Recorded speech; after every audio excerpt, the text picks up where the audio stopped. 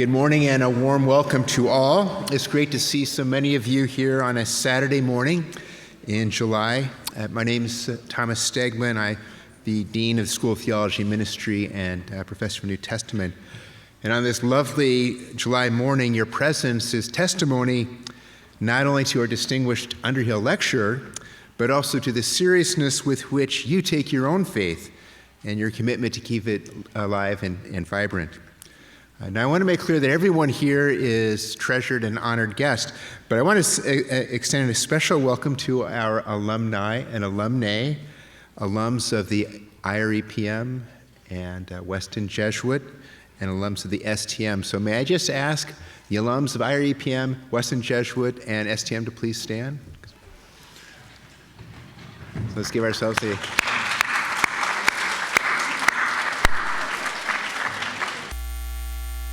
We also have some current students here, future alums, and you'll get your day to stand sometime.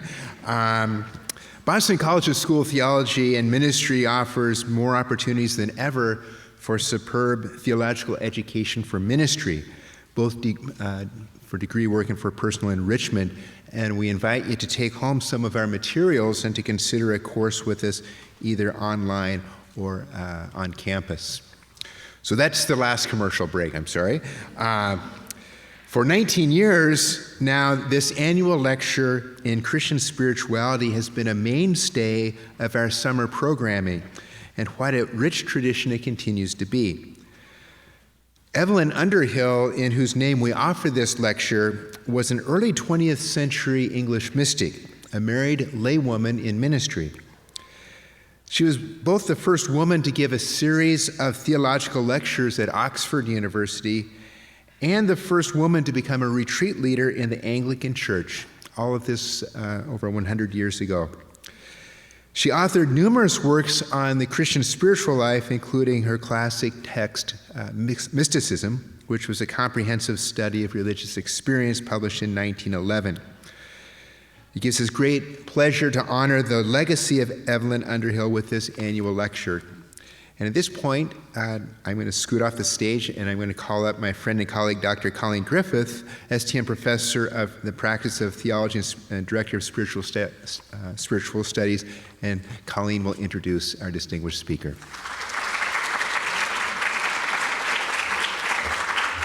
Good morning, everybody.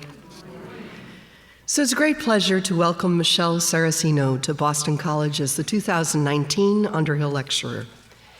In her teaching and her scholarship, Michele Saracino, like Evelyn Underhill, remains focused on what it means for us to be truly human selves in a changing world and a changing church. And like the early 20th century spiritual giant Underhill, Saracino invites marked attentiveness to the affective dimensions of personhood, which can impede or serve as powerful resources when facing the challenges the deeper personal and relational engagement in a fragmented world pose. Saracino offers valuable insight into the human condition, our anxiety about finitude, our frailty and vulnerability in relationship, and especially the emotional dissonance we experience in our encounters with difference. Her theological anthropology points in the direction of actual practices by which these dimensions of being human get navigated. Blending theology and spirituality in ways described by commentators as both, quote, pastorally sensitive and psychologically astute, Saracino's voice is a commanding one, inviting us all to greater reflective affectivity in relationship to self, God, and other. Dr. Saracino is Professor of Religious Studies at Manhattan College in Riverdale, New York. She works in interdisciplinary fashion at the intersections of theological anthropology, spirituality, contemporary continental theory, and psychologies of the self. Saracino is the author of 4 books, including the title Christian Anthropology, An Introduction to the Human Person, published in 2015, and Being About Borders, A Christian Anthropology of Difference, which was awarded first place in theology in 2012 by the Association of Catholic Publishers. Most recently, Michele has co-edited a volume dedicated to the work of Boston College's own Professor Shawn Copeland, entitled Enfleshing Theology: Embodiment, Discipleship, and Politics in the Work of M. Shawn Copeland. This morning, she will present Intimate Wilderness, Navigating the Sacred Space Between Self and Other. Please join me in welcoming to the stage Professor Michele Saracino.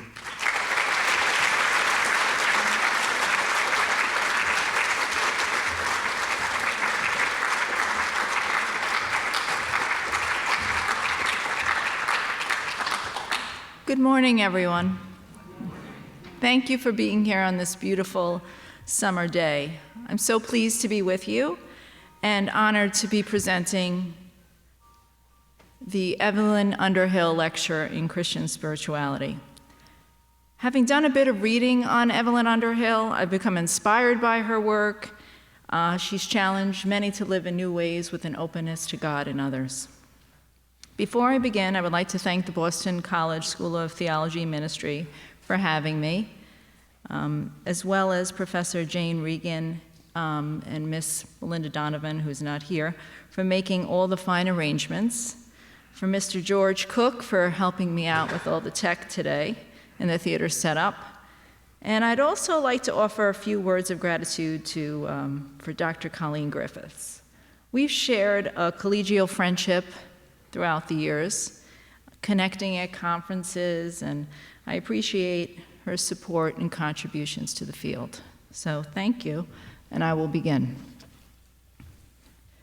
If you've ever taken a nature walk, you know with even the right preparation, a map in hand, proper hiking shoes, that things could go awry. A storm could suddenly manifest. The path could muddy. Down trees could block your route. More than usual brush could scrape your ankles, or a swarm of insects could nip at your neck. In an instant, the wild becomes unsettling. That's when we're called to exert extra attention as not to get hurt. Strategies are necessary for us to survive and flourish in the wild. We also must be strategic in order to preserve the beauty and bounty and gifts of the wild. We have learned this from experts in the field, from scientists, naturalists, conservationists, who for the larger part of the 20th century, and of course for the 21st century, in this age of climate change and environmental degradation, have shown that our previous ways of navigating all that is wild has resulted in disaster. Instead of respecting the wild, in many cases, humans have engaged the wild as something to be dominated, used, and controlled.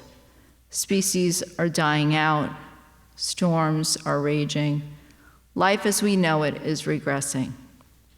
Aldo Leopold, an American conservationist, scientist, and author of a Sand County Almanac, who lived and worked in the early 20th century, commented on the human misuse of the wild. He provided a critique which carries into today. For Leopold, quote, "The ability to see the cultural value of wilderness boils down to a question of intellectual humility," end quote. Demonstrating intellectual humility requires admitting that we don't know everything about the natural world, and consequently, we need to approach the wild with a willingness and commitment to learn from the other. It's easy to blame individuals for not respecting nature because they're greedy. And in some cases, this is true. The desire for profit trumps care and concern for the planet. Yet the manipulation of the natural world is not only a result of greed, but also the collateral damage of fear.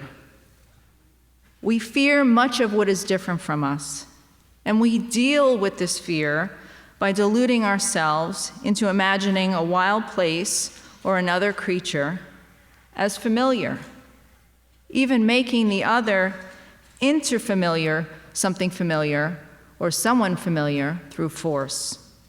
In dire situations, so riddled by fear of the other, we avoid them, or even worse, we annihilate them.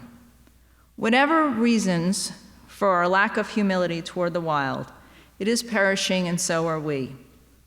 Researchers implore us to change our attitude toward the natural world and reconsider our place in it. What if we applied these sober lessons to our everyday lives? What if we framed interpersonal relationships like our forays into forests, oceans, deserts as unknown, mysterious, and sacred places that demand our intellectual humility? My presentation today frames emotional openness to others through the lens of the wild, as being thrust into undomesticated and unmanageable territory. My hope is that if we use the same strategies in our interpersonal relationships as we ought to use in the wild, we can set the stage for developing more robust, more empathetic relationships with all others in our midst. For some, conceptualizing interpersonal space as the wilderness may seem like a bit of a stretch. How is relating to one's partner or child or colleague analogous to being thrown into the wilderness? Here's how I'm making the comparison.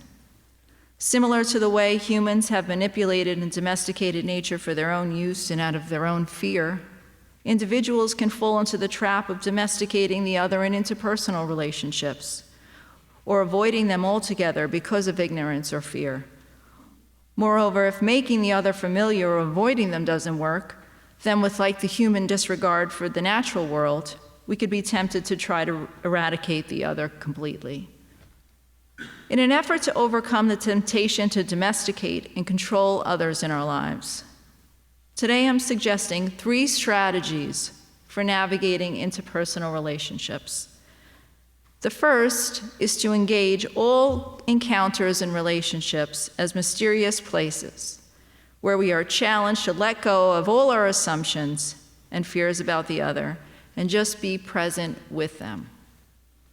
There, in the presence of the other, we might first observe what is unfolding instead of assuming this or that. Second, if what we sense in the presence of the other is different than what we had originally presumed to be the case, then we are obliged to change our mind, heart, and will. In other words, improvise in the face of the other.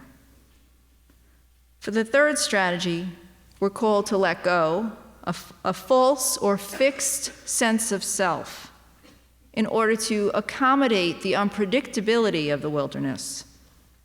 Adjusting our frame from thinking about interpersonal relationships as entities we can and should manage to wild places where we observe, improvise, and let go makes room for even more robust relationships in our lives, one sustained by empathy and courage. This is an outline of my presentation. First, I begin by posing the problem of why I believe it's necessary to discuss interpersonal relationships in the first place. This problem is neither universal nor the same for everyone. However, I'm going to go out on a limb and say that many of us are dealing with pervasive feelings of emptiness and have less than robust relationships in our lives. And if we don't, we have friends who feel this way. It's my hope by reframing these less than robust relationships as moments in the wild that we will become energized to cultivate more fulfilling interpersonal connections. Next, in the presentation, I define wild, and then I explore wilderness as a symbol in scripture, theology, and psychology. In the fourth section, I detail the strategies that I just mentioned for engaging the wild, and they are observing, improvising, and letting go. Many of us enact these strategies in other parts of our lives, even in everyday embodied activities. And so in the following section, I turn to swimming as an activity that lends itself to the wilderness experience. With any luck, as I discuss my passion for swimming, you all will think of embodied activities in your lives that work similarly. Finally, in the last section, I suggest that embracing the wild in interpersonal relationships is a way to support our spiritual and biological drives for connection, fostering empathy in our lives. Empathy is a popular term these days. Empathy, as I understand it, because there's lots of different definitions, is an emotional or intellectual connection with another, and it can be both. It is that which orients us toward robust relationships and helps us to learn from them and grow. Some hope, at least in some of the literature, we see that perhaps being empathetic on the global landscape has the potential to bridge religious, political, and the cultural divides that seem to permeate our world. My aim today is far more modest. It is simply to provide a way for talking about the complexity of relating to one another so that we can inhabit relationships with others, human, non-human, and the divine, that are a little less lonely and a little more fulfilling. So why wilderness? Why intimacy? What's the problem here? Truth be told, I found that speaking publicly about feelings of emptiness, isolation, and loneliness is a bit taboo. Admitting one is feeling empty and lonely can be a deeply shameful action. If you want to make someone feel small, just tell them they look lonesome. It's like they've been caught doing something wrong. We could speak about it in terms of the infirm or the elderly, but for many others, even uttering the words lonely or loneliness is terrifying. Discussing intimacy is no less fraught. Intimacy is often associated with sexual relationships, which are not excluded here, still not the main focus. Indeed, any interpersonal relationship has the potential to be intimate if what we mean by intimate is one of deep connection, full of energy, and quite simply robust. The desire to overcome loneliness and inhabit relationships of intimacy accompanies us at every stage of our lives. At least it has for me. When I was a child, there were times when I thought no one understood me. When I was an undergraduate in college, I thought there was something wrong with me for missing home and missing family, when everyone else on the quadrangle seemed to be having a great time playing frisbee and sunbathing. When I was a graduate student, I doubted I would ever find someone with whom I can share ideas. When I became a parent, I was at a loss for describing the dead space between feedings and playdates. And now the lulls between driving my children here and there. Loneliness has accompanied me through every stage. Perhaps some of you in this audience this morning experience these feelings to various degrees. Although talking about them is uncomfortable, the last thing we need is less conversation on this. Loneliness is pervasive, damaging to the human spirit, and even deadly. I hear about their loneliness when my students come into my office and talk about their lives. I see their feelings of emptiness when they write about vulnerability in their journals. I detect loneliness in my friends at the gym and in my neighborhood as they search for connections any way they can. It may be the case that loneliness is too dramatic a word. Another way of thinking about the situation is that some of us feel empty from less than robust relationships and less than robust situations. These less than robust relationships are connections we have with others that could be so much more, fuller, more life-giving if we had the tools, energies, and resources to develop them. You may wonder how we got here to so much emptiness. The etiology of less than robust relationships is multifactorial. Sometimes we block others from making connections, and at times we prevent ourselves from developing rich relationships. Particular lifestyles lend themselves to isolation, for instance, with that of the homebound individual or the new mother, just to give a couple of examples. Additionally, an individual may be lonely because they have been hurt what feels like one too many times. And then there is the very serious loneliness complicated by electronic technology. To be sure, we have the capability to connect with individuals in ways that were unimaginable 50 years ago. Nevertheless, if we would like to deepen those relationships and create intimacy that is genuine and courageous, we probably need to work on them beyond our devices. And if that work isn't done, then those electronic connections may exacerbate feelings of loneliness.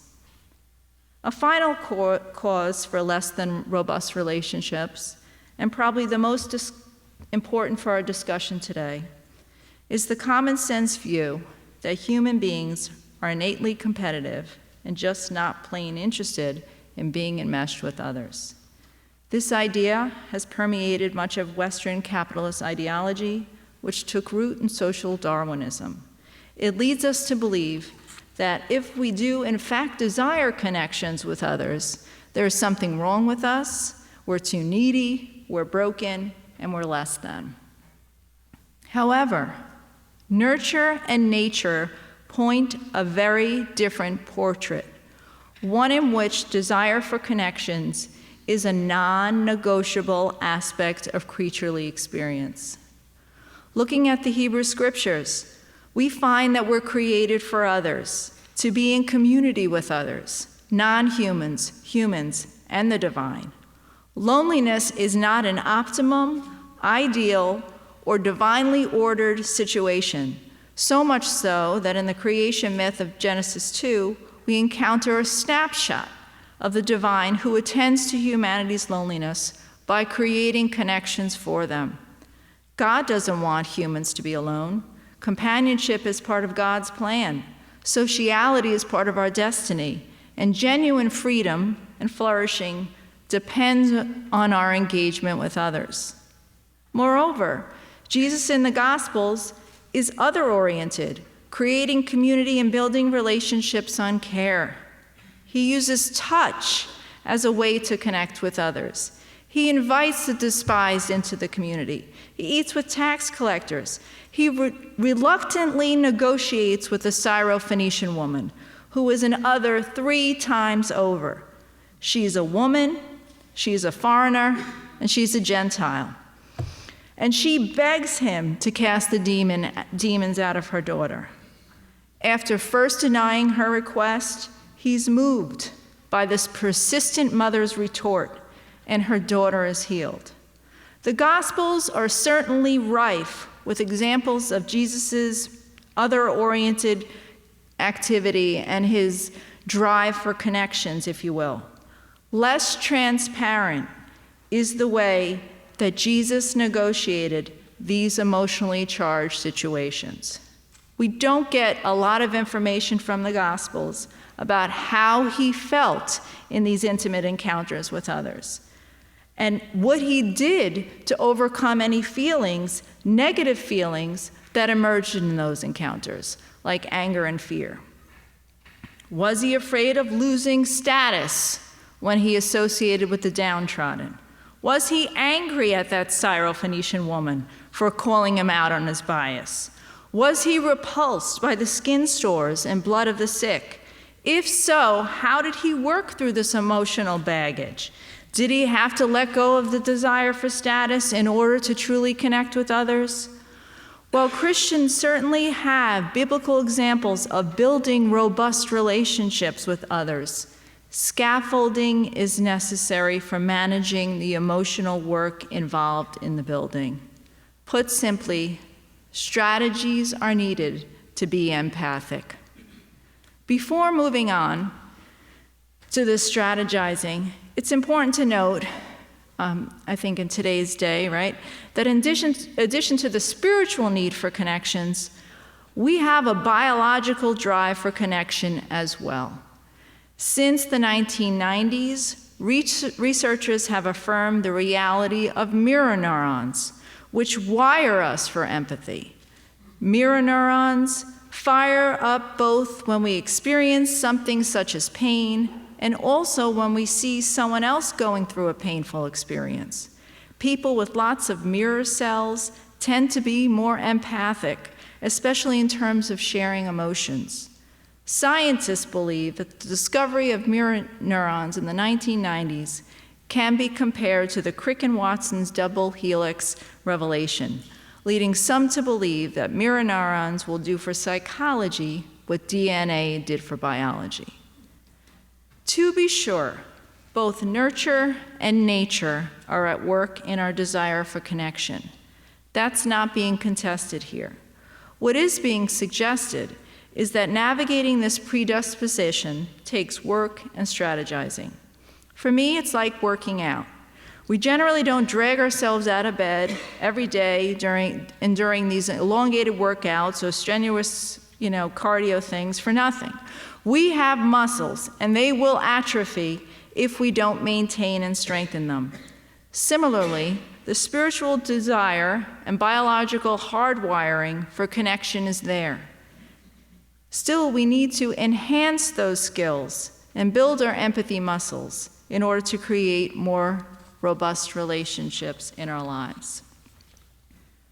So now that you have a sense of what I gauge the problem to be, less than robust relationships amid the spiritual and biological hunger for them, let's return to the lens of wilderness and consider what makes something wild and what constitutes wilderness. For me, any creature, entity, place, or event that is foreign to us is in some way wild. Yet not all wild places are the same. Some are pleasing, some are bothersome, sometimes they're both. I like to think of wild places in the words of Diane Ackerman, a well-known author and naturalist.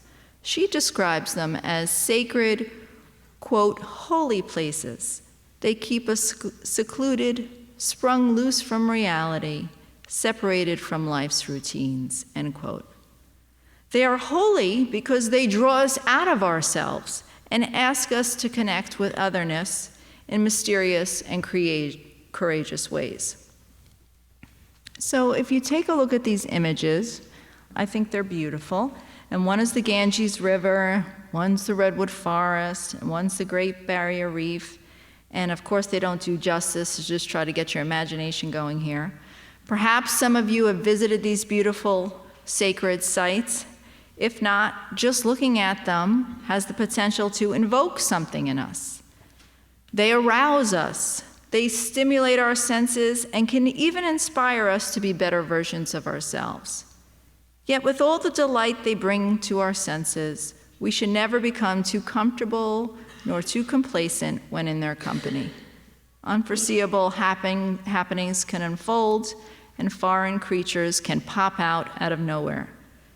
It's in our best interest to proceed with caution and care.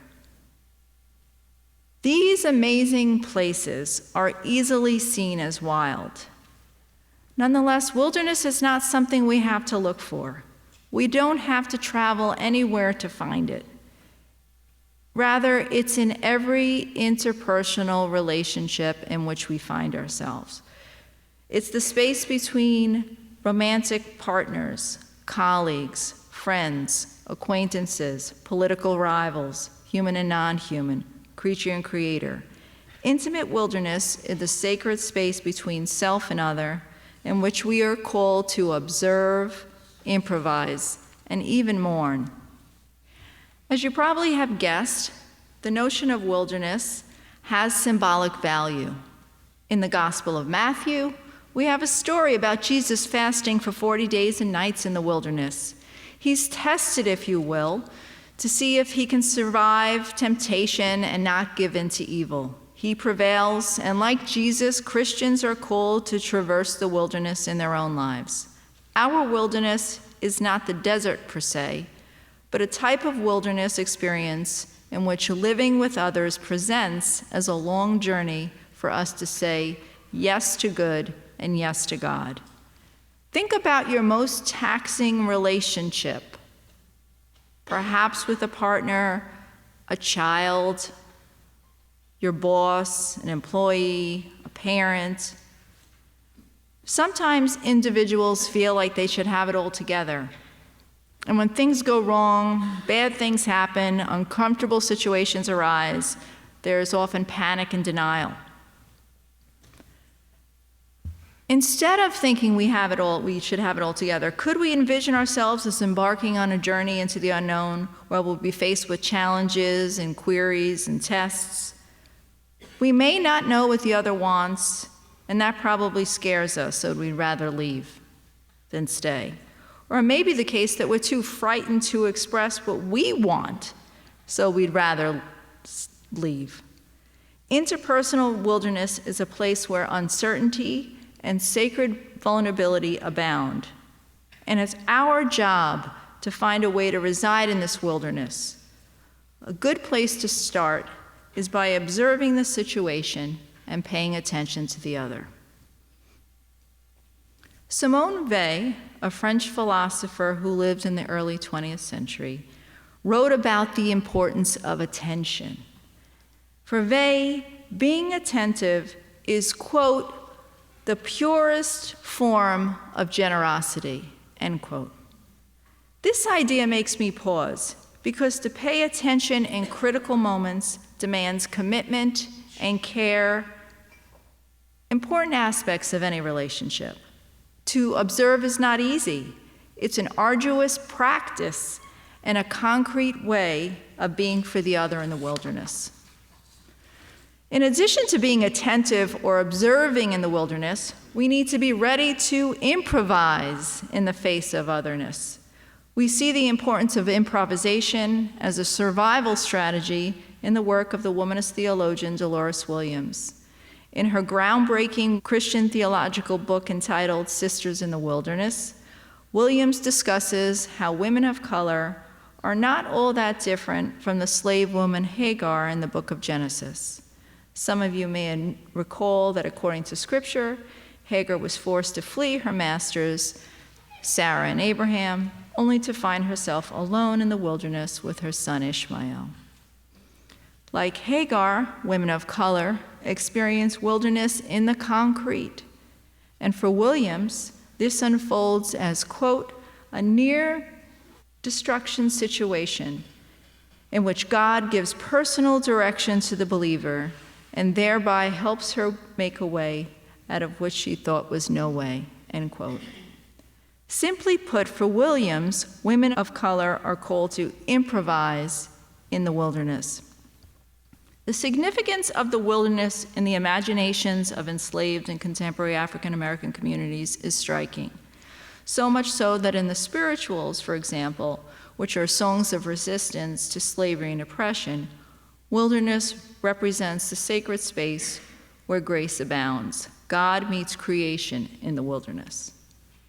In the opera of our everyday life, each one of us is called to improvise in the wilderness. In her work entitled Composing a Life, Mary Catherine Bateson, who's Margaret Mead's daughter, but a writer and cultural anthropologist in her own right, discusses the power of improvisation. And I really recommend this Composing a Life and all her books if you've never read them. Bateson surmises that many of us feel overwhelmed by everything that's going on in our lives, whether it's at home or school or work. And many of us know this feeling. And for Bateson, we often feel as if we have to juggle it all. So that's her metaphor, juggling it all. And if we have to at least pretend we can juggle it all so we are lovable. We're lovable, we can handle everything, we got it under control. From Bateson's perspective, this juggling act keeps us from leading a flourishing life. So as an alternative, she asks her readers to engage the fluidity of life in a metaphor of they should compose their life. Composing involves being attentive to what's going on, like was already mentioned, and also being open to change. Going with the flow is one way of talking about improvisation, but it's not an uncaring about what's happening. On the contrary, it's because we have an investment in the relationship or the matrix of relationships that we give ourselves permission to change our mind, heart, and will in the presence of the other. In a fortunate stroke of serendipity, when I was reading up on Evelyn Underhill, I found that her practical mysticism book was really important to this conversation. And she, too, upheld a notion of self that was open to change, or what I've been calling improvisational. Underhill writes about the, quote, surface self, who exchanges freedom for apparent security, who resides in a defensive shell of fixed ideas and of old habits, old notions, and prejudices, end quote. For Underhill, in order to engage in practical mysticism, we have to, quote, this is her words, change our attention, so we have to observe. And then next, the deliberate rearrangement of one's ideas, energies, and desires in harmony with that which they have seen. This echoes what has already been said here, that we have a need to observe in the wilderness and improvise in relationship to new information. There's one last thread I'd like to introduce in this discussion of wilderness as a symbol, and that's namely the work of Brené Brown. You may know her, she's very popular now, and she's a well-known clinician and researcher in the areas of shame, empathy, and vulnerability. She explains wilderness as an untamed, unpredictable place of solitude and searching. She writes, quote, the wilderness can often feel unholy because we can't control it, but it turns out to be a place of true belonging, and it's the bravest and most sacred place you will ever stand, end quote. Brown presents us with a picture of psychological wilderness that we are not to avoid, but in fact we should seek in order for true freedom to emerge. The wilderness space between myself and the other is the spark, the conduit, the fuel for my freedom. Freedom emerges in opening to others. Hence, without a connection, I'm not free. I'm isolated, alone, and cut off. I have less than robust relationships. What all these voices show, from scripture to mysticism to theology to anthropology to psychology, is that in seeking the wilderness, we need to observe, improvise, and relinquish a static sense of self. I think this is what Underhill means in her assertion that each one of us at any time may be called to make an adjustment of the self.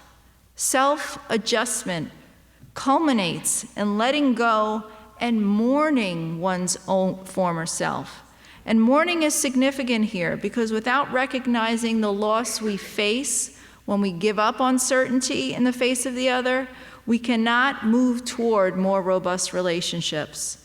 Because, I'm just going to invoke Freud here, we remain imprisoned in what he would call this melancholia. We have to mourn to really be transformed. So I know a lot of people don't like Freud, but I do like this aspect of Freud's work, that we need to mourn and we need to let go, else we're a festering wound. That's his language.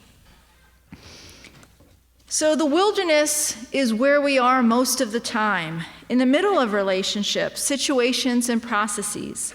This is what Sherry Turkle, who's an MIT psychologist, speaks about when she writes, "We live our lives in the middle of things." Intimacy is what it means to be in the middle. And like being in the wild, intimacy is not always pleasurable. Sometimes it's uncomfortable and dangerous. And it's there in the middle of our intimate relationships of proximity where we find ourselves immersed in our desires for love and in our fears of failure, hoping for a better future and grieving for losses of the past. That's our wilderness.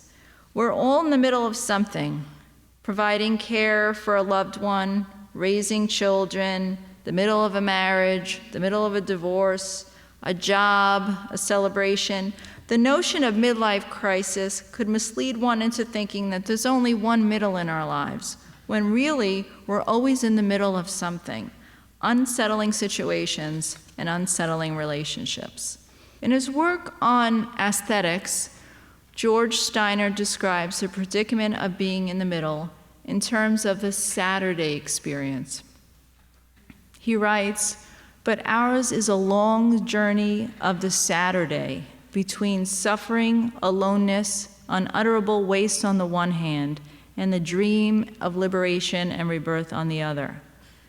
Steiner urges us to ponder that after the work of Friday and before the celebration of Easter Sunday, there is Saturday, the liminal space of being as being in the middle, where grace resides.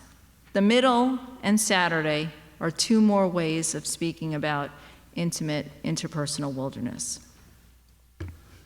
So from here on out, I suggest we consider using these three strategies as tools for navigating the middle experience of wilderness. As Brené Brown says, you don't walk into the wilderness unprepared. So this is what, for me, what looking prepared looks like. First, we need to make a commitment or intention to engaging interpersonal spaces wild, eyes wide open. This is the paying attention and being vigilant I mentioned a few minutes ago. Second, in our commitment to otherness, the otherness of the interpersonal wild, we need to be ready to improvise in the face of the other. We take cues from the other and we change with and for them. We make, in the words of Underhill, a self-adjustment. Third, we must let go and give up the privilege of being the center of the world. We're in the wilderness and our place is precarious. In a way, we must acknowledge and mourn the loss of safety before we can move towards healthier relationships and more empathic ways of being. Many of us do things every day that mirror this triad of observing, improvising, and letting go. Maybe when we're writing, we do this. Maybe when we're preparing a meal, we do this. Perhaps when we're parenting, we do this. In addition to intellectualizing these three strategies, I'm hoping that we could think about these strategies in a more embodied experience as well. So, I'm going to share an experience that helps me navigate the wilderness, and that's swimming. When I swim, the importance of being attentive, changing, and mourning become front and center in all aspects of life, not just the water. I began swimming regularly at a local health club several years ago after undergoing a minor knee surgery. It was at a point in my life when I wanted a change and mix up my fitness routine a bit. The first few times in the pool were strange and awkward. I had entered a new community with rules about swim caps and swim times and lane etiquette. And if anyone swims here, you probably know what I mean. However, once learning the guidelines, I was freed up to embrace the experience of being in the water, and now each time I take the plunge, those distractions fade away, something wild and spiritual happens. It's not always pleasurable. In fact, most of the time it's unsettling. And that's the exact frame here used for approaching our relationship with others. These relationships with other humans or non-humans or the divine is unsettling because when we dwell with others, we dwell with them in the middle of things. It's like entering a party that's already underway, in which the guests are mingling, the wine is flowing, the inside jokes are established. We are thrust into relationships. Things are in process, so much so that everything that is revealed to us needs to be engaged as part of the middle. Coincidentally, my favorite day to swim is Saturday. This makes me think of George Steiner's work on the Saturday experience. Usually the most strenuous workout of the week, I muddle through Saturday swims with the hope of finishing. The epitome of in-betweenness, The Saturday swim arrives after a long week of work, school, family, unforeseen problems, and happy surprises. Like my swim, Saturday, the actual day, today, promises hope for renewal and transformation. Saturday is the day and the moment to let go and begin again. It's a day of mourning all that went wrong and trying to create all that has gone right. Seemingly a solitary activity, swimming really is never just about the individual who's swimming, but always a social activity that unfolds in relationship to a fluid other, a wild other, involving 3 strategies of observation, improvisation, and letting go. Now we're going to turn to a video in which you're going to see someone swimming, and I'm asking you to imagine with me how the swim stroke encapsulates these 3 strategies. Let's imagine the first strategy, namely being attentive in terms of swimming. With each swim, I'm called to a heightened vigilance to the depth, temperature, and flow of the water. In other words, I'm called to get a feel for the water. Observing allows me to get a feel for the water and helps me to respond to unexpected events. Avid swimmers work long hours on their stroke in order to overcome what is often referred to as hydrodynamic drag. This is the resistance to the physical movement of the swimming stroke caused by surrounding fluid. A first step in paying attention in the water is acknowledging hydrodynamic drag. So let's try to connect this to everyday life. Like with swimming, when trying to relate to others in the interpersonal wild, we experience an analogous form of drag, an emotional friction that complicates relating.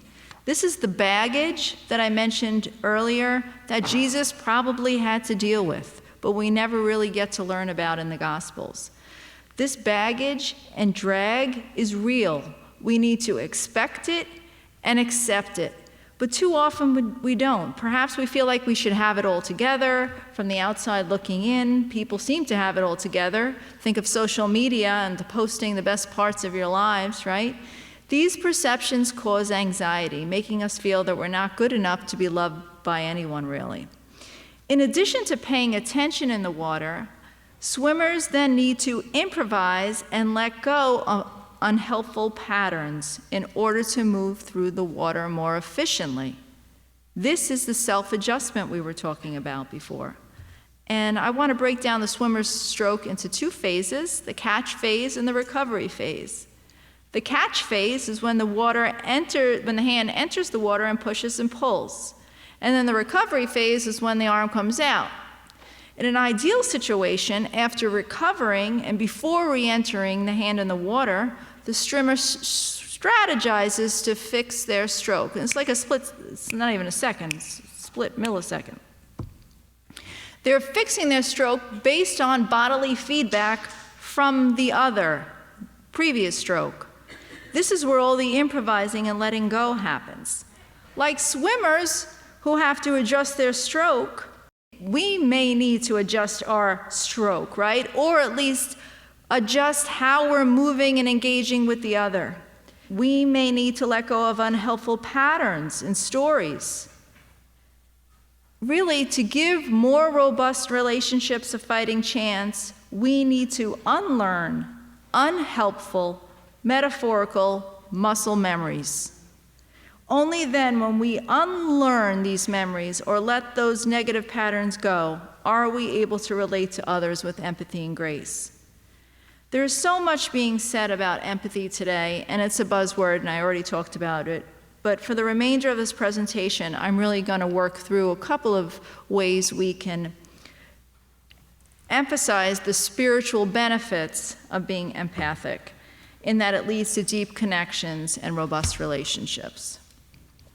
So in my discussion of empathy, I begin with the work of Frans de Waal. He's a renowned primatologist who asserts that empathy is an affinity or trait that has developed across mammals to more or less degrees.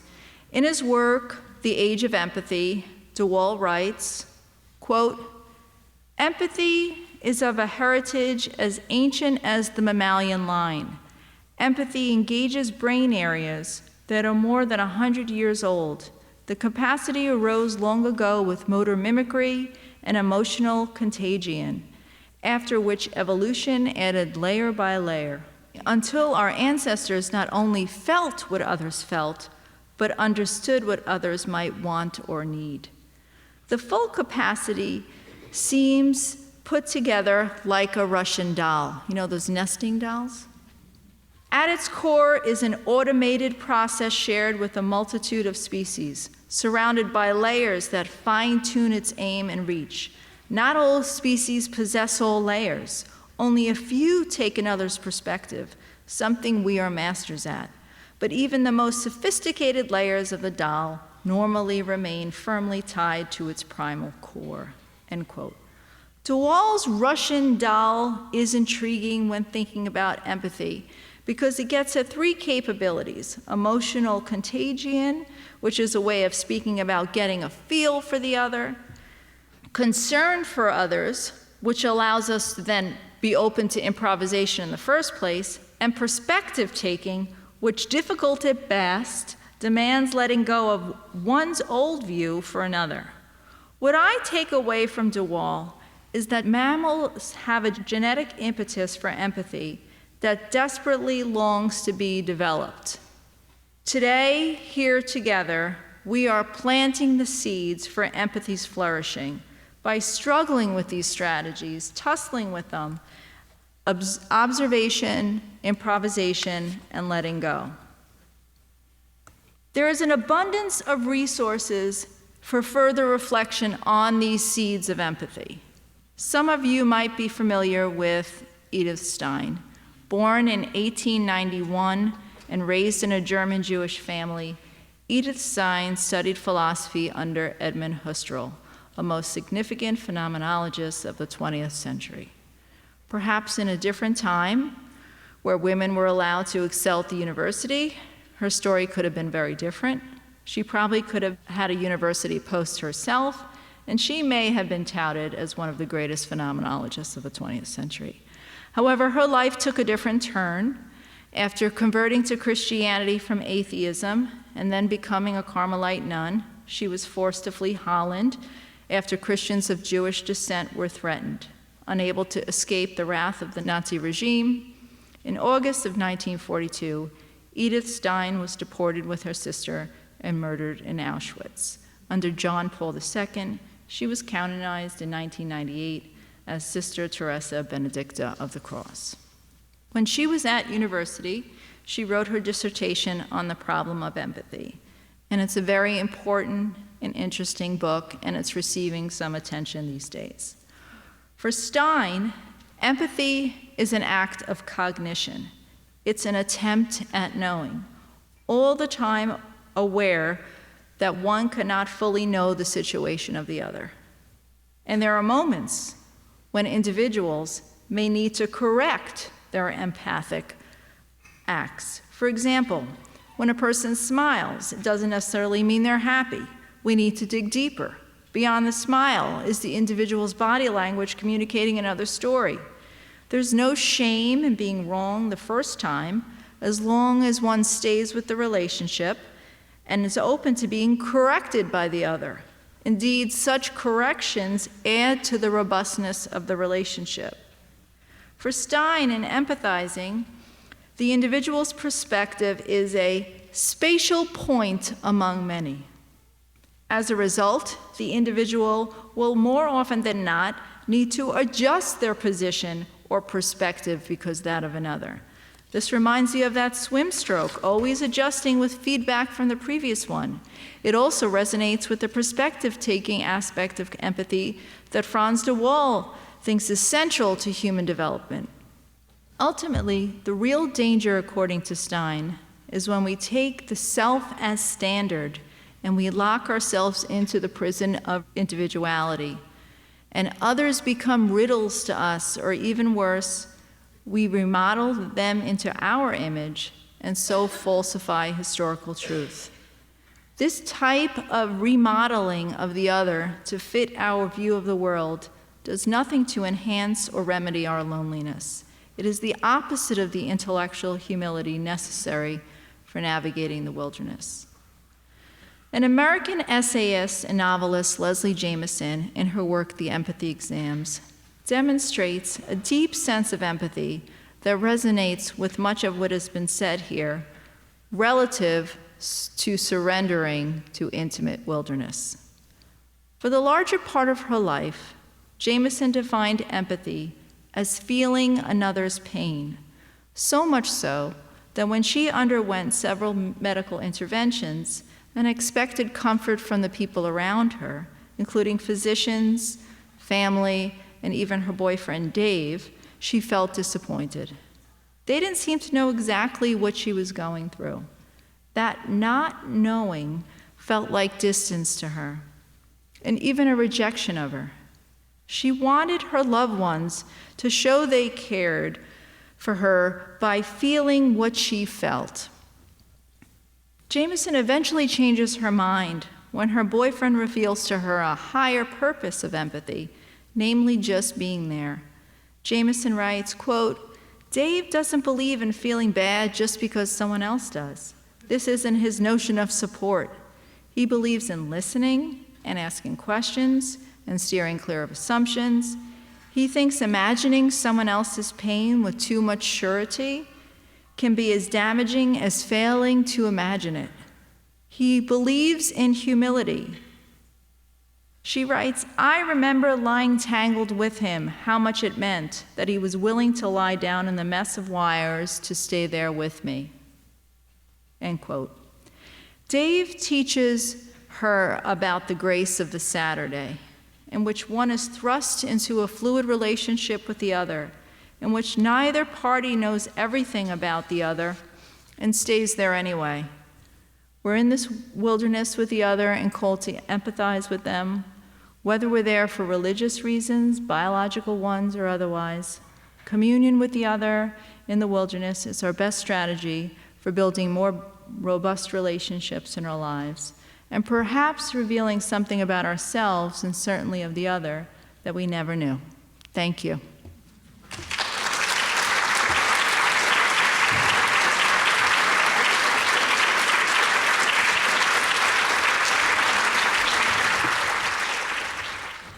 Thank you so much. That was excellent and gives us a new way to think about our relationships. Even those that seem tame may in fact be wild, and recognizing that. Now we're going to take some time just to unpack this conversation, what we've heard so far. To start, please take about 3 or 4 minutes with the people sitting around you, just a neighbor or two. What stands out for you? What do you want to remember? What invited you to think differently? And then what questions does this raise for you? So we'll take that time, and then we'll have time for questions and response. We're grateful to Dr. Saracino for granting permission to videotape, including the conversation portion. So if you have a question to ask, please come down to one of the 2 mics that are situated in the aisle. We'll be asking questions from alternative sides. Please keep your questions or comments brief to give everyone a chance to engage. So please, questions, comments. I don't think I've ever been to a better lecture. Thank you. And my question is, like, as appealing and persuasive as everything you've said is, and I'll repeat, I've never been to a better lecture, but as appealing and persuasive as everything you said is, I'm thinking, I may not be the only person who is all too good at losing oneself in the other, in the outside of oneself. So how do you navigate that? So, both the external and the internal have their share.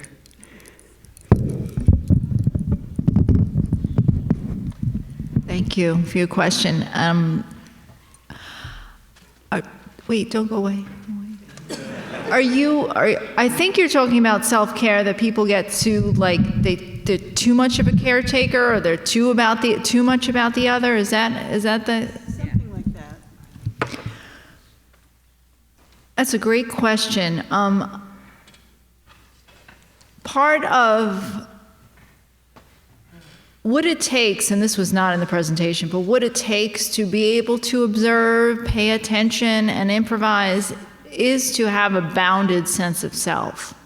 You need to have boundaries. And I didn't talk about that at all, and perhaps there was probably a missing part, but that's kind of my starting point, that we need to have boundaries. Because even when we read about, you're talking about the good aspect of not having boundaries, that if there is a good aspect, that, you know, we're doing a lot for others, but even there's a negative aspect, that when people don't have boundaries, those are the people who we consider narcissistic, right? So boundaries are a really integral part of human development. And it takes a lot of work for people to keep their boundaries, especially people who have been designated as caretakers, or, you know, specific, women, or you know, we've been socialized to kind of keep on putting ourselves out there for the other. So there needs to be a lot of boundary management to be able to do these strategies. So I think that's really helpful for me to think about. I didn't discuss it, but I think it's a really important question. I really appreciate that. Thank you. I also, I swim and I teach these techniques, not exactly what you said, but my own version of them. So I am totally excited to be here and just am amazed. Could you talk a little bit about how you got interested in these techniques? Thank you. Did you swim today? Okay. You know, this has been an evolution of thought.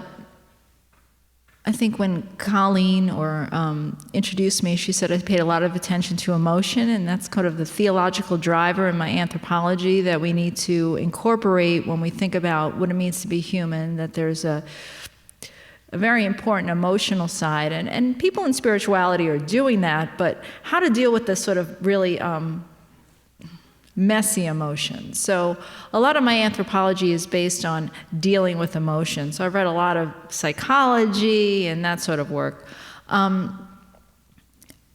I really have been pressed by Buddhism to think about being present. And that really comes from just teaching an intro to world religions class at my undergraduate college, and be like, oh, Buddhism's excellent, right? I'm really into this, right? And how much just being present can change the dynamic of a relationship.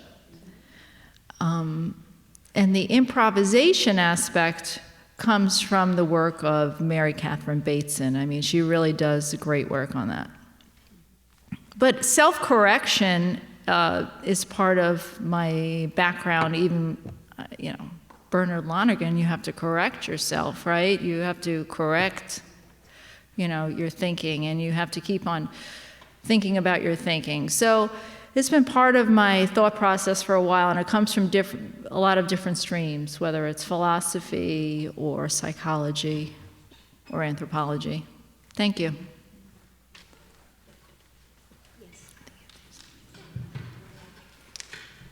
I'm a psychotherapist and psychologist, and I'm moving more into looking at theology.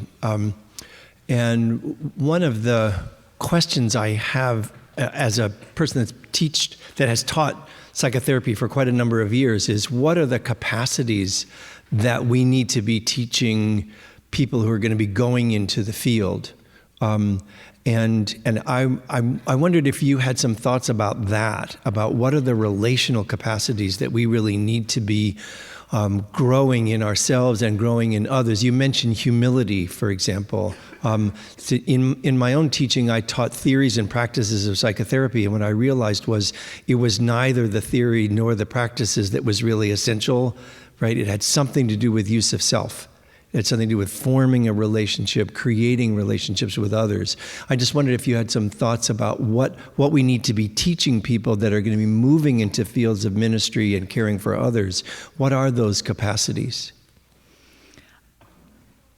The biggest point that I try to communicate to my students or embody or something like that is the sharing of story and just sharing your humanity with other people, telling your story. And I don't mean just telling every aspect of your story, but showing your vulnerabilities a little bit, because people walk around, as you know, with so much, carrying so much, and people are desperately hiding, their brokenness. So I think if we could just find ways for people to say, okay, everybody's broken to more or less degrees, and that's a reality, talk more about that. There's so much shame in being human. There's so much shame in being broken, and that's no service to us. So I think just the basic of sharing stories and talking about humanity more in terms of, not that we're flawed, I don't like that word, but that we're struggling, that we're all struggling. Thank you for your lecture. I wonder if you could say a little bit about applying your analysis and theories to one's relationship with God. That's a great question. I kind of throw God out there a few times, right? And that needs to be developed. But I think all the strategies are relevant depending on the person's faith relationship. I mean,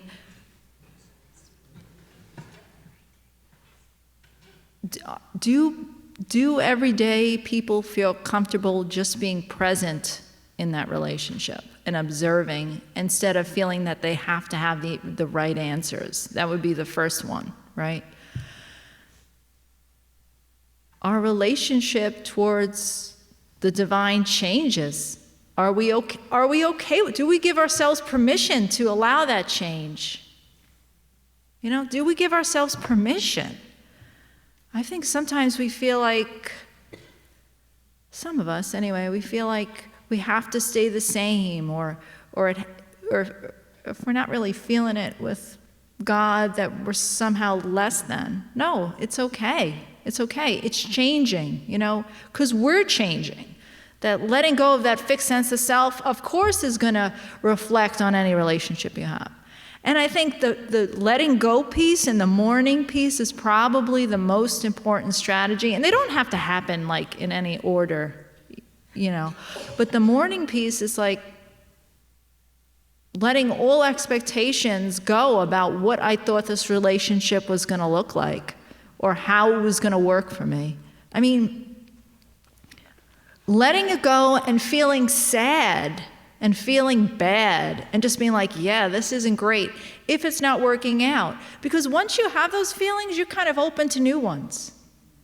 Labeling feelings, I feel bad, instead of walking around with them all ashamed about them or all scared to admit them.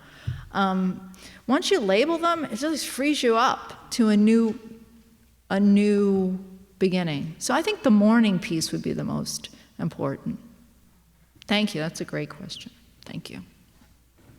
I work in human trafficking with sisters in Boston, and I wrote a paper about the global situation of human trafficking, and the biggest problem is stop the demand. And one of the things I said was talk to everybody, don't let everyone out. And I feel an attraction to do something to the men or those buying sex. Something's missing, that loneliness, that wholeness with Mr. Kraft has all his billions, Epstein. And I have the other one about, I'm reading Ilia DeLeo about cosmology and our lack of wholeness. And I think that's the real problem. But thinking thoughts, I say a nun, we're celibate, but I want to do something for the men to say there's more to life than that there is more, but I don't know how to do it. And sometimes I feel that I'm out on a limb, that I'm going into deep water. But there are 9,000 hits a day for sex in the greater Boston area, and we don't know who the men are. But just smiling at somebody in the street or something, I don't know if you could help me with this, what I have, like thinking new thoughts, how to do it better. Thank you. Thank you, and thanks for your work. I appreciate your compassion toward whomever is buying, whoever's in the market, and I think that's an important piece.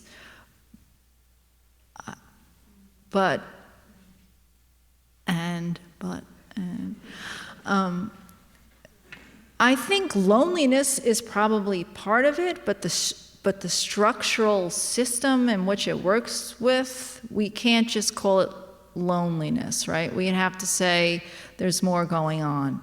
So why are these individuals whose bodies are being bought and sold, what kind of system allows for that? It's not just the loneliness, it's so much more going on.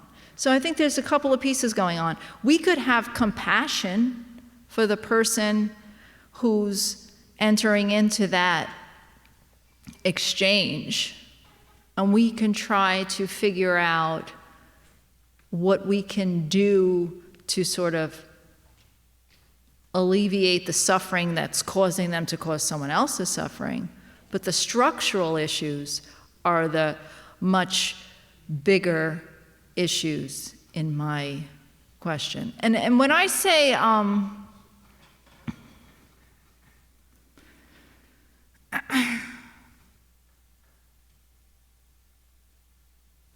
do we really know if it's loneliness that's the reason why they're entering into that exchange? Do we know that? We don't. So that's a dangerous move to make. I like the compassion, but I think that's a dangerous move to make. I'm not going back on that we're lonely, but I wouldn't want loneliness to be used as an excuse for global exploitation, right? So that's my point. Like, I feel like we need to do some more research if loneliness, in fact, is the driver there, or one of the drivers, or if it's something else, a skewed anthropology about the victims and, malformed sexual, I don't know, there's other things. But I wouldn't want to gloss it with loneliness until I had some more data on that. But I do appreciate your compassion and your work. It's just, that makes me pause a little bit. Thank you. That was a very important discussion piece. Thank you so much. I was wondering if you saw the play Dear Evan Hansen. No, I want to. Last night I had the pleasure of seeing that, and your being here today and all that you shared, the play really embodies that as the adolescent journey of loneliness and, the person's insides looking at another's outsides and feeling insignificant and where it leads to. And it's really heavy stuff, but it's a musical, and the music is delightful, so you're taking it in and enjoying the music with it. It's very, very well done. And so that's all I could think of this morning as you were speaking, that I recommend it for everybody to see. Thank you. Thank you. Dear Evan Hansen, right?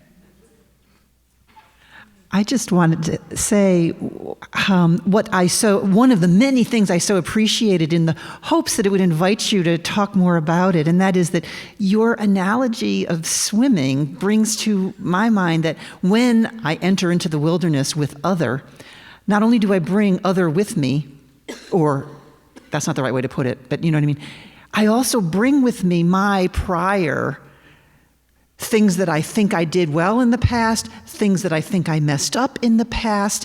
And I loved the way that I don't think we've addressed that specifically, but I bring that also, and that's part of what happens in the wilderness.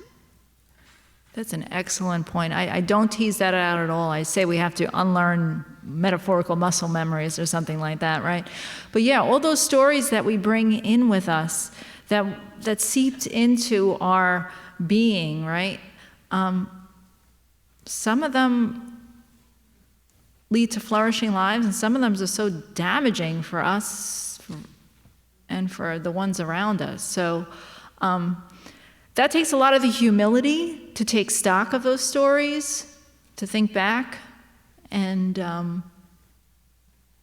yeah, that's part of it. That's what makes the wilderness such a messy place, right? Because you're not just coming in, right? Excellent. Thank you. That makes me think of the attending in terms of the question about our spirituality, and the humility and the honesty, etc. I think for me, one of the most important places of applying this to my relationship with God is attending first to myself and being honest with what's going on inside of me, whether it's shadow stuff or whether it's positive stuff, and it relates to the baggage that was just mentioned too. I think it is so important that we are aware and attentive and honest and not shamed, but humbled by what's going on within myself as I come into a prayer moment, and being unafraid to share whatever is going on with the God of my life, because that God will definitely teach me how I need to improvise. Can you stay there for a second? So are there things that you do to prepare for that? How do you get in that space? I think one of the Ignatian practices of the daily examen, for example, invites you to go through the day. I do it usually in reverse because I'm falling asleep in the morning or at night. So I do it at the beginning of the day, looking back, and try to be as honest as I can about what was going on in those exchanges with people. You know, how was I feeling? And a lot of times it's what's going on in the inner doll that doesn't get reflected in the outer doll, but I know what's going on. And sometimes I'm not very proud of it. And, you know, for me, that's where spirituality is so important, and it's attending and being honest with what's going on and sharing that with the God of my life, and then anticipating the day that's coming up and envisioning the kind of person that I would hope to be. And that sometimes makes a difference in the way I live that day. You said that beautifully. Thanks. Thank you. Hi, thank you so much for your talk. This was a really great lecture, one that I really appreciate, not only from the spiritual side, but also the theological side. In my work, so I'm a first-year grad student, one of the things that I'm really intrigued by, you mentioned robust relationships, and I've had some experience working with youth who have faced difficult situations, particularly with shame. So how do we work with, I think, particularly intergenerationally, how do we work with, as adults, work with youth and young people who have experienced shame and trauma? Thank you for your question. That's a big question. It seems like a lot of people in this room are already doing that, but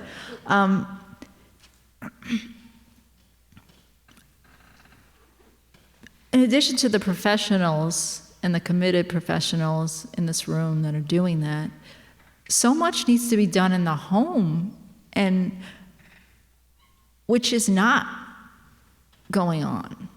You know, I teach at an undergraduate college, and sometimes the students come in I have them come in for a meet and greet every semester, and I don't want to assume they're lonely, but they seem really lonely, and it's not just because they're at college. It seems like they really don't have dialogue partners. And intergenerationally, that was your question, where are the parents or the grandparents or the aunts and the uncles? Like, why are we not talking about this stuff? So, you know, when when someone has a baby, they're trained in childbirth, they're trained in this. We need to be trained into how to talk to children, I think, and be a dialogue partner. It's a vicious cycle because so many parents are ashamed of what they feel and what they think, and so they don't talk about things, right? Because they're just riddled with shame. I think that's a pretty, if it's not trauma-induced, you asked about trauma, it's a whole different set of situation, but if it's not trauma-induced, you could break that cycle and just say, I'm ashamed. You know, sometimes in the classroom, I'll break out and be like, I was really ashamed. And if you say you're ashamed in front of people who, like, you're giving a grade to, it's like, oh, she's ashamed? Because I'm ashamed. We're all ashamed. You know, it's like, and it might not be the most, most, like, exciting moment, I'm the best professor in the world, but all of a sudden you have, like, young men raising their hand, like, I'm ashamed about this. And it's like the first time they've ever admitted they're ashamed, and it's a relief. So I think a lot of it happens in the classroom, but even every day we can create that conversation in our community. With our friends, we can create that conversation. And since we're in the conversation, I mean, we all talk about this stuff on a regular basis, we should, expand that conversation because it's helpful to other people. It is helpful to other people to know that pain is part of human existence, and yet we can still keep on going. So I don't know if that answers your question, but I think a lot of it starts in the family, and it would just be nice if people just admitted a little bit more their human frailties. Just like everyone else in the room, I'd like to thank you for a very wide-ranging talk, and if I may, as we move toward the close, invite you to expand it just a little bit further. 3 of the really big formative influences in your own intellectual and spiritual development were our own Sharon Copeland, Bernard Lonergan, who taught here at one point, of course, and Emmanuel Levinas. You wrote a book back at the beginning of your 4 books on Lonergan and Levinas. I'm wondering if you could share with us how those 3 influences may have fed into your development here on Self and Other. Thank you. An easy question. So should I start with Professor Copeland, since she's right there? I'm going to start with Levinas, because I didn't bring him up at all. And I love him. He's in my heart. And bless you. For those of you who have read Levinas, he's a post-Shoah thinker. He writes in French and deeply engaged with the question of subjectivity, but he turns it around a little bit, that we become who we are because of the entity in front of us, the face of the other, right? So it's the other that draws us out of ourselves. So that is my improvisation conversation is a way of talking about our response to the other, right? Our response to the other. But it's not in, French, right? It's just, we can improvise in relation. It's more pragmatic. We improvise, right? And Levinas is not improvisational, is not pragmatic. For Lonergan, when I was reading over my notes last night, I said, oh, this sounds a little bit like Lonergan, but not saying Lonergan. He was all about self-correction, right? I have 2 big Lonergan scholars here, so now I'm nervous. But, correcting yourself, thinking about your thinking. And so that's what's really going on with empathy. You might be in this relationship and think you know what's going on, but you need to ask questions and then go back and reflect and correct. And there's so much, people feel like they have to be certain all the time. They don't. We could just keep on asking questions. And of course, Dr. Copeland. She does anthropology. I don't know. I don't even know. She's so part of my worldview that I wouldn't even know where to pick it up, to be honest. So she's imbued all over the place. But I'm I wanted to bring Levinas in because I think he's a big sort of specter in this whole thing. One of the questions a couple of questions ago got me remembering an event when I went swimming at Walden Pond in early June a couple of years ago. And something under the water, I couldn't see it, came at me. And I thought we had just bumped into each other. It came in a second, a third, and my neck was bleeding a little bit. And it makes me think about timing. In the wilderness, depending on where you're doing something, timing makes a difference. In the winter, trying to go up a icy rock mountain is very different. Can you think or say just a few words about timing and, observation, improvisation, letting go? Sometimes it's not the right timing for a relationship, or it has to marinate. You can't just observe and then improvise and let go. Sometimes the timing influences that. So in the pond, the creature wasn't ready yet, or it wasn't used to yet that people were going to be coming and swimming there. I like that. That's...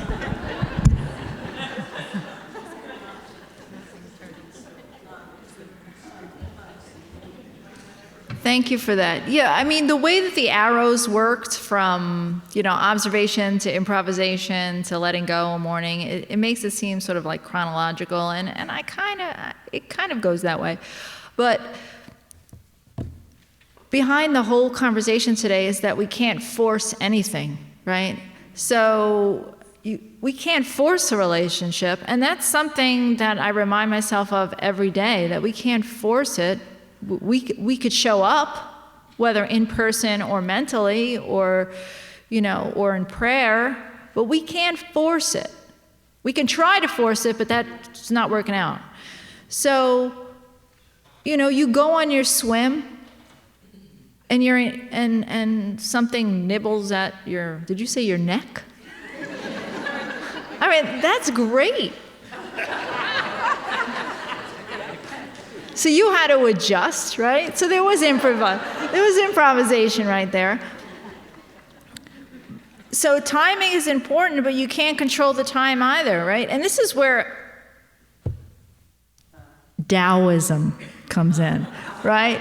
Wu Wei, non-intentionality. You just and it's not go with the flow in an unthoughtful way. It's just being present and sort of taking your cues from the other. And I think the question of time is very important. I would need some more time to think about that, but you can't force it. And my last point is this: for any of this to be helpful, for any of these strategies to be helpful for anybody, we have to give ourselves resources, and the big one, time to do it. Most of our lives are so hurried that we don't have time to embrace the other like it's wild. That's why we're putting people in boxes, right? But if we gave ourselves some more time, or if structurally in social systems more time was allowed to engage the other, I think things would look a little bit differently. So thank you. That's a great thing to think about.